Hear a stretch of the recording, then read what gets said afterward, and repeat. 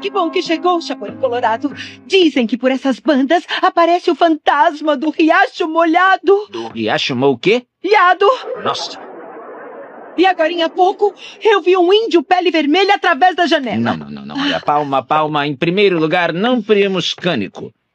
E em segundo lugar, os índios peles vermelhas são completamente inofensivos, já dizia Marlon Brando. Puxa. E em terceiro lugar, precisa ser mesmo muito medroso para se assustar com um índio pele vermelha. Ai, socorro!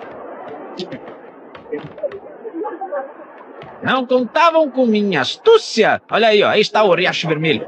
Ai, Chapolin Colorado, esse aí é só um manequim vestido de pele vermelha.